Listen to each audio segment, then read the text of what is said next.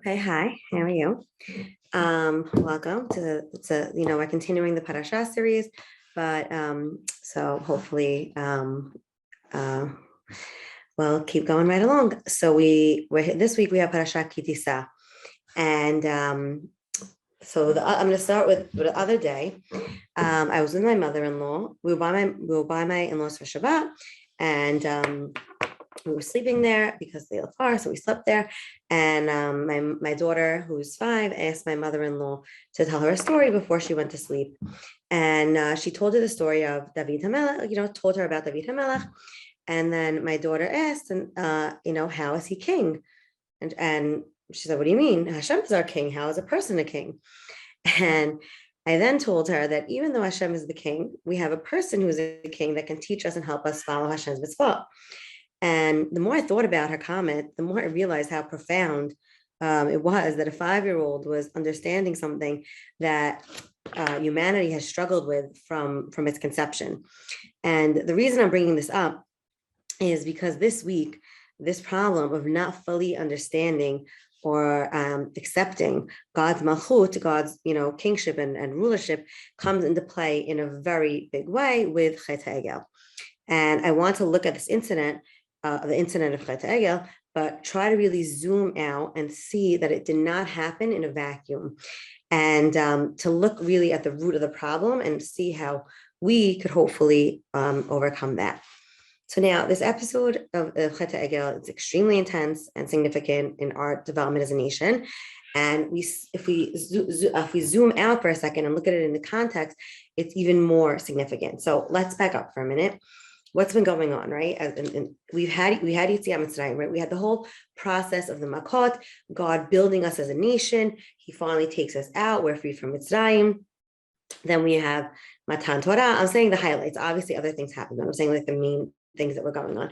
We then have Matan Torah, and we have the instruction of the building of the Mishkan, and then we have basically this glitch of Chet HaEgel, and then we continue with building the Mishkan later on. But it seems that Chet HaEgel, not it seems, it was, that Chet HaEgel essentially puts a whole shift in our relationship with God, and when we look at it even deeper, we see how bad it was. So what was going on? So God takes us out of Egypt. We're in the desert. We're commanded to build this Mishkan, and the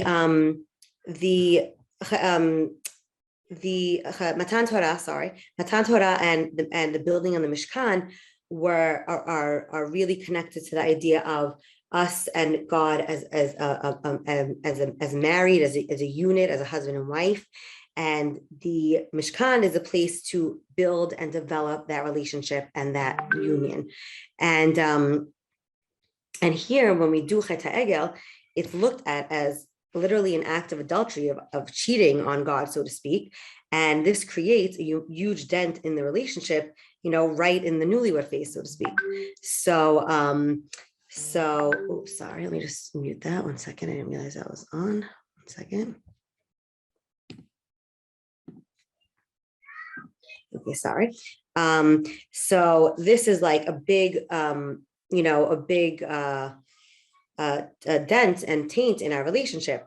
And we also see, not constantly, but many, many times in the Torah, idolatry is described as znut, adultery, and God's reaction to the idolatry is described as kinah, jealousy, as if someone would, cheat on a partner, they would respond with, jealousy and anger. Probably. So to understand more about this a little bit, I want to look at there's a midrash that talks about women and their relationship to Chet HaEgel. And what we see in the Pshat, before we get to the midrash, we see that when Moshe doesn't come down from Har Sinai at the time, Ki boshesh Moshe lavo, when they thought he wasn't coming down at the appropriate time, Bnei Yisrael comes and says and asks Aharon to build something to replace Moshe. Now, before we even get into the midrash, this right here shows the beginning of the whole spiral of how they missed the mark and link between man and God. So they sort of linked Moshe, who was the messenger of God, but he wasn't God, right? But they sort of looked at him in a godly way and couldn't really disassociate him. And that problem of the nation not being able to disassociate Moshe and God leads to a lot of problems throughout the Midbar, this being one of them. So now they ask Aaron, let's build something to replace Moshe because he's not here. Now Aaron then responds by asking them to collect their wives and children's jewelry and bring it to him to use the jewelry to fashion something. However, in the next pasuk, we see that only the men gave their own jewelry. So the commentators say that, first of all, that he did this in order to stall, and hopefully and he thought that the woman, there's many explanations, but one of the most known ones is that they thought that the woman would selfishly not want to give their jewelry, and this would hinder the plan. And then by the time things would actually happen, Moshe would be down and they wouldn't have done, a sin. However, we see that the woman did not give their jewelry, but not for the selfish reason. The Midrash comes down and says that why do we see in the next pasuk that the men gave the jewelry and not the women? Because the women said, we want to have no part in this, in building something that has essentially no value or no power. We don't want it to be any part of this. So that's why they chose not to give their jewelry, not because of any other reason. And so women did not want to participate in Chet HaEgel. And they said, we want no part in this. There's no, truth in this. We don't want to be any part of it. And because of this, the Midrash goes on to say they were rewarded with Rosh Hodesh being a holiday that's especially connected and in tune to women. And many women have the custom to not do work on Rosh Hodesh, meaning like how we say not to do work on Chol Moed, like laundry and sewing and, not melechet avodah like Shabbat, but other, melacha. So now this is a very nice midrash, right? And it makes women look good. And what is the deeper meaning here? What is it trying to teach us? What did the women see that the men did not? And why specifically was Rosh Hodesh the reward for that? So to answer this question, I want to go way back to Briat HaOlam. And when God created the moon and the sun, it says, God created the two large luminaries, lights, the large one for the day, and the small one in the night, and the stars. So in the beginning of the pasuk, seemingly it seems like the sun and the moon are equal, right? The two large luminaries. However, as we continue, then we see that there's a me'or hagadol, a big one, and a me'or hakatan, a small one. So Rashi comes in and says that how do we reconcile this? That they did start out as equal, but the moon got jealous and therefore was punished by becoming lesser than the sun. Again, what is the Midrash trying to teach us here? What is the deeper meaning of this? What does that mean that the moon got jealous? What happened here? So we know that the way the moon and the sun work, right? The light of the moon is merely a reflection of the sun, right? It doesn't have its own light. What we see of the moon is based on its a reflection of the sun and its proximity to the sun. And this is why, right, we have phases of the moon, right? We see the moon smaller, bigger, right? And based on its proximity to the sun. So seemingly the Midrash is saying that the moon thought his light was coming from himself and not realizing that it's connected to the sun. He thought it was from his own essence. And in terms of what that connects to and teaches humanity, this is showing us the message that we have to realize that even though the physical world is filled with spirituality and godliness, it's all sourced from God. There's no intrinsic spirituality or meaning in the actual physical world void of God. And when humans make that mistake and say that this physical thing is spiritual or godly in its own right, that's what leads to avodah zarah, right? That's what leads to that's what leads to them saying, "Oh, God made the sun, and the sun is from God," but then they worship the sun because they dissociated from God and they thought it was its own thing, and then a different physical things. So this, in a sense, leads us to, like I said, worshiping avodah zarah, which is worshiping our own desires, our own wants, our own thoughts, as opposed to what's reality. And this is this idea, is essentially what led Chava to sin when she eats from Etz Hadat. And she was eating from Etz Hadat thinking that she'll become like God, right? Not realizing that any spiritual elevation, any godliness, quote unquote, that she will receive is not from the fruit, and it's not from herself. It would be from God. So if she's choosing to dictate her own way of how she's going to achieve her godliness, that's essentially taking her away, and that's essentially what happened when that leads to the getting kicked out of Gan Eden. So now. So she was also, like the moon, misdirected essentially, or misunderstood, or chose not to understand where this light essentially was coming from. So now let's take those midrashim and those ideas and go back to Chet HaEgel. Okay, so when the women seemed to have learned from the mistake of the moon and the mistake of Chava, right? They seem to have learned from that, and not wanting to be part in the Egel, which was void of anything godly, right? They did not, but in contrast, they did take part. It says that the women were very eager and willing and excited to donate to the Mishkan. And they took their energy, they took that lesson, and they took their energy and focused that to building the Mishkan, as opposed to the Egel, which was the Mishkan was building and connecting and fostering that relationship with God, as opposed to the solipsistic one with Avodah Zarah and the Egel, where we essentially are worshiping ourselves, not God. And the men, on the other hand, unfortunately made this mistake, and they didn't learn. And we see from the language when it says with the Egel, when they go to Aaron, it says kum aseh lanu Elohim asher yelchu lefanenu. Make us a God, right? It's for us that will go before us, right? It's all about us. And this is very, very reminiscent of the language and the goals of Dor HaFlaga, right? The Migdal Bavel. And it's when they say, "Vayomer hava nivna lanu ir umigdal v'rosho b'shamayim v'naseh lanu shem pen nafut al pnei haaretz." Sorry. So there too, they wanted to make the tower for themselves and make themselves a name. So the root of both of these problems is essentially taking God out of the picture and putting you as the focus. And then that's essentially where it all goes down. So now, after we built up this whole understanding of what was triggering all this, how the women did not have this problem, and they didn't get go down that road, but the men did. So now, why is Rosh Hodesh a appropriate reward for this realization? Could have been other things, right? Why specifically Rosh Hodesh?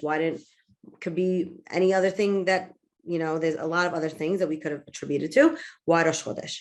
So we don't fully appreciate this now, but since we have a set calendar, right? And we don't really have part in building the calendar.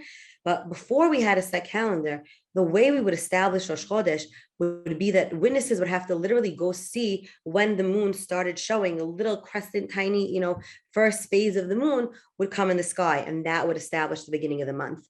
And they would then go to different mountains and light fires and pass it around. And show everyone. And it was a very, first of all, very communal thing. It was a very public thing. It was a very involved thing, that we were involved, we were partners in it. But we don't really we're not conscious of this necessarily, because we're not really so involved physically with the calendar anymore. We just, look at the calendar. But the phases of the moon essentially, and their connection to Rosh Hodesh in the month, essentially remind us that spirituality and godliness are from God and nothing else. And because women learned this and they didn't repeat the mistake, they have Rosh Hodesh, the cycle of the moon is a reminder for them of that connection.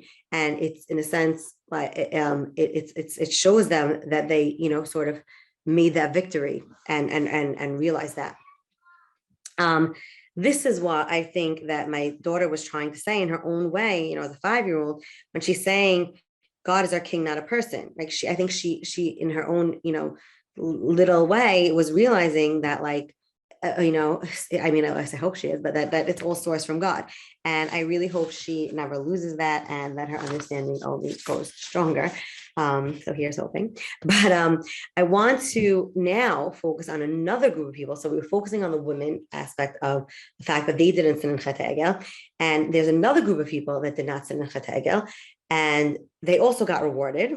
These people were the Levi'im, and their reward was the ability to worship, to be the ones working in the Mishkan. So after Moshe comes down and he sees the Egel and he destroys the Luchot and the whole thing, he says, "Mi Lashem Elai, who is for God, come with me," and all of Levi come. So they're essentially saying, like the woman, I will not be part of this detachment from God as the source, and I will remain faithful to him and not my own wants and desires. They too, like the women, learned from the previous mistakes, right? The women learned from the moon, the midrash of the moon, and they learned from Chava. In this case, they learned also from Levi himself, the man Levi himself, the father of the Shevet. What do I mean? When Levi himself, right, Levi the individual, son of Yaakov, when his sister Dinah was raped by Shechem, he went with Shimon and they annihilated the city of Shechem. And they did this out of anger and out of vengeance. Now, here, it's interesting, but it goes full circle, but in a very different way. Now, too, Levi is commanded, the Shevet of Levi at this point, is commanded to kill everyone who participated in the Egel. It was a big massacre. They went and killed, I forgot the exact number, but they killed a significant amount of people. I can't remember right now on the top of my head. I should have wrote it down. But they, at this point, they were not killing them out of vengeance or anger. They were killing them out of commitment and loyalty and connection to God. And we see that their reward, like I said, is becoming the spiritual leaders of the nation and the ones who will work in the Mishkan instead of the Bechorot. Now, before the Chet Egel, the Bechorot, the firstborns, were supposed to be the ones that were the leaders, that were the religious leaders, that were the communal leaders. This was something that was very common in ancient society. We see this also in Mitzrayim, right? That the Bechorot were separate, so here we see that they lost their leadership ability, and the Levi'im take that role.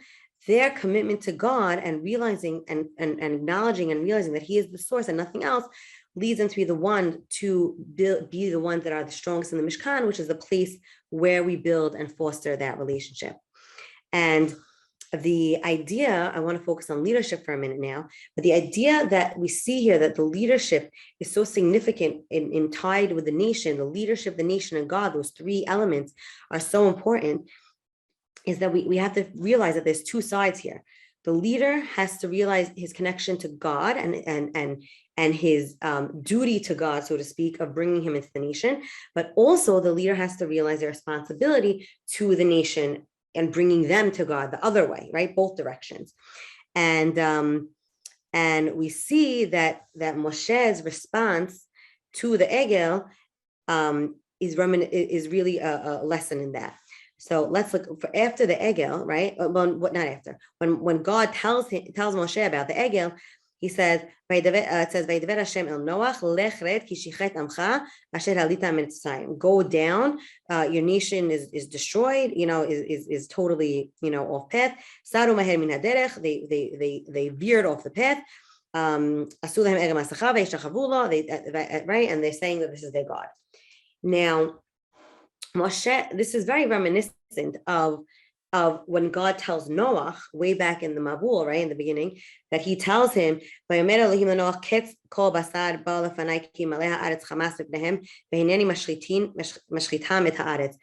God tells Noah that the world is also totally off kilter, totally not doing, they're destroying the world, the earth, and I need to annihilate them. Now, the big difference though is that with Noah takes God's word and he doesn't say anything back. He makes a teva, he saves himself and his family, and he moves on. And essentially, we don't see much of him after, right? After the Mabul, he's sort of, lost.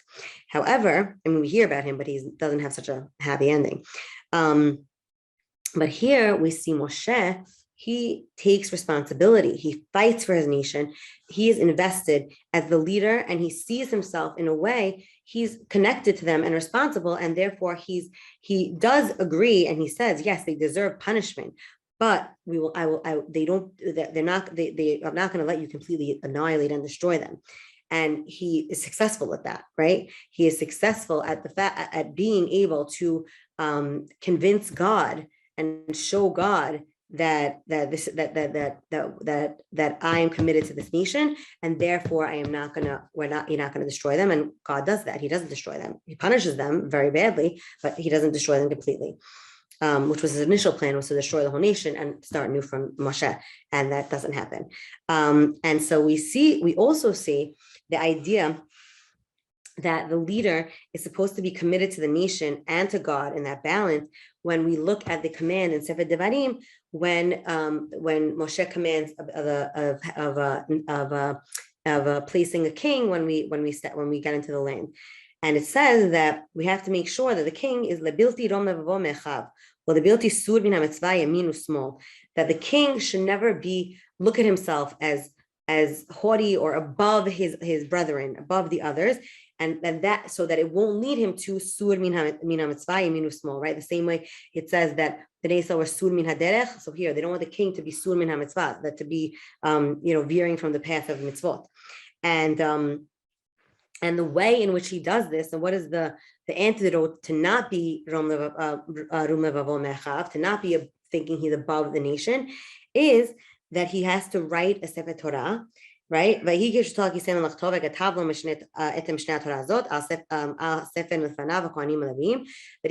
a Torah, and he has to learn it all his life. He should be fearful of God, and he should follow all the mitzvot and all the chukim and the Torah. And this is showing us that physical king is supposed to be that link in the chain of God to the nation, and they have to be going. The leader has to be going to both sides. And I think that from the whole Chet Egel, we see how this all is rooted. And so I hope to tie this all together. I want to also, sum everything up and tie this all together, hopefully. And to bring back to what my daughter said, a few nights ago, is yes, God is our king, and we need to remember that, and we need to, that's Shema Yisrael Hashem Elokeinu Hashem Echad. That's like obviously the most important thing. He is the source. He is Hamakom. He is the source, and this is what the women and the Levi'im stayed true to when they weren't involved in Chet HaEgel. This is why the women got the connection to Rosh Hodesh, and they were able to appreciate and connect to the phases of the moon as a beautiful thing, and realizing that it's all connected to God. Proximity, it's all connected to the source, and it's not nothing's its own individual thing. And that's actually a very liberating thing. If we realize that we're all in some way connected to the source, connected to God, that gives us a lot of strength, right? And the Levi'im, who realized that, were able to be the ones that worked in the Mishkan, the place that is building that relationship between us and God, the place where we go to give korbanot, to get kapara, to do teshuvah, right, to fix that relationship, to build on that relationship, to thank God, to do all that practice is done there with the Levi'im and Kohanim. Yet we also can't forget that there is David Melech Yisrael, right, and that as a role as a member of Israel, even to make it more, to globalize it a little more, our goal of being members of Israel is to be an Or LaGoyim. And I really after reading all, preparing this class, I really looked at this phrase Or LaGoyim very differently, because I think now the way I look at it is, it's not our light we're reflecting, right? We're the moon as the nation. We're like the moon, and God is the sun, and we're reflecting the light of God to the other nations, right? And the amount of light that we reflect is determined the same way the moon is determined by the proximity of the sun. So to us, the closer we are in proximity to God, and the stronger and deeper our relationship is with God, the more our light, so to speak, will shine, and this will have the ability to be more of an or lagoyim, and a light and an influence and a positive force to the ones around us. So I really want to sum up, to end with really wishing all of us the ability to foster that relationship with God, to connect to God, so that we could live as a true, or not only Lagoyim, but to all those around us, and to shine the light of God and the light of goodness around to all those around us, by bringing it from God and realizing it's all sourced there and not from ourselves. And when we project it that way, it's even great. So thank you for coming, and I hope you enjoyed. Have a good night.